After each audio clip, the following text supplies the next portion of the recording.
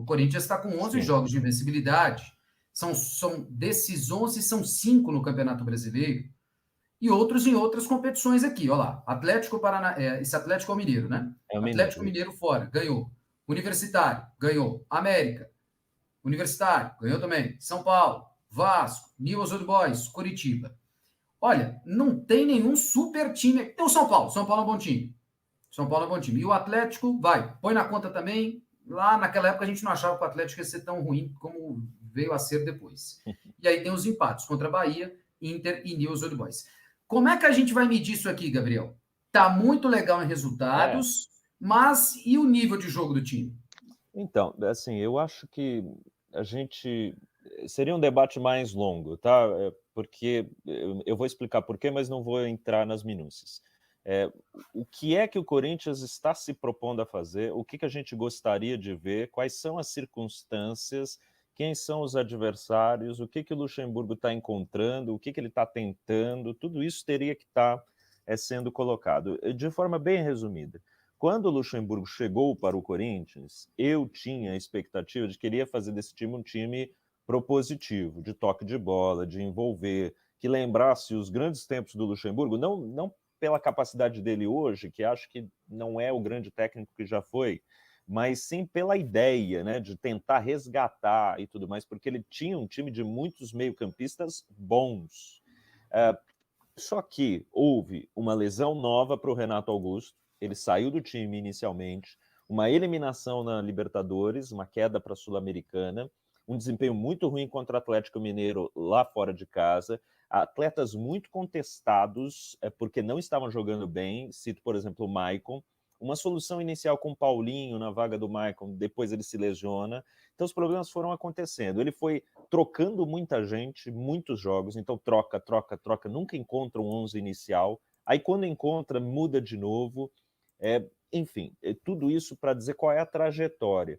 Nessa trajetória de muita mudança, de um time que contra-atacava, que não propunha, a gente foi tendo jogos ruins, sim. Tem muito jogo ruim do Corinthians com o Luxemburgo.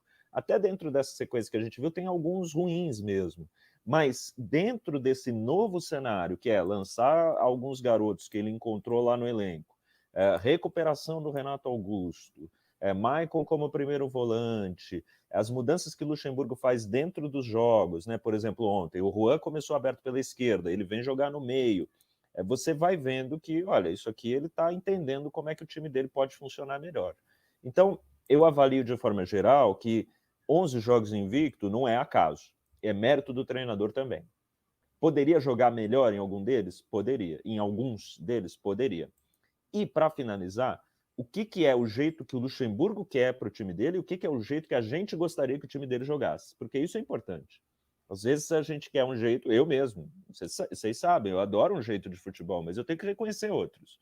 O Corinthians do contragolpe, ele funciona melhor do que o da proposição. E ontem, né, o primeiro tempo não foi bom, mas num segundo tempo em que tinha que empurrar para trás, conseguiu. Você citou, né, que não tem a ver o Renato no primeiro momento, né, no primeiro gol, até tem, né, indiretamente, porque o lance do escanteio, aí tem um erro do adversário, mas o que é? O Renato tentando um passe vertical, o Vitor Luiz se complica para afastar uma bola simples, ele chuta em cima do marcador, aí na hora ele acaba cedendo um escanteio. Escanteio, gol. Aí Renato aparece, gol. Contra-ataque, gol. Então aí já mudou completamente a figura do jogo, entendeu? É o cara que tenta, é o cara que recua para dar um primeiro passe, que vem buscar a bola se é o caso, que avança. Um debate igualmente válido, e não quero aqui dizer nada de conclusão, porque acho que não tem uma conclusão, é o quanto desses 11 jogos e o quanto da passagem do Luxemburgo é o Renato Augusto informa quando entra e o quanto que é o trabalho dele. Porque essa pergunta poderia ser feita com o Fernando Lázaro. A queda do Lázaro se dá quando o Renato Augusto se machuca. Mas a gente nunca vai entrar num acordo sobre isso. Agora, Bem lembrado, hein? ano passado, o que a gente falava de ano passado? Vitor Pereira depende muito do Renato Augusto. O que são 2 anos dependendo de um cara só ou não? Não sei, não quero fechar a questão. Mas é isso, eu acho que o Luxemburgo encontrou um caminho. Se o Corinthians cair para o São Paulo na quarta, já encontrou o caminho. Assim, é decepcionante o Brasileirão? Principalmente pelo começo. mas eu não acho que dá para falar assim, o Luxemburgo não tem mérito nenhum. Tem muito mérito, mesmo nessas coisinhas que parecem básicas. Troca o cara de posição, põe o Moscardo, recupera o Juan, põe o Wesley, tira o Wesley, volta para o sub-20, volta para lá. Porque futebol também é isso. Não é só grandes sacadas táticas ou toque de bola apurado.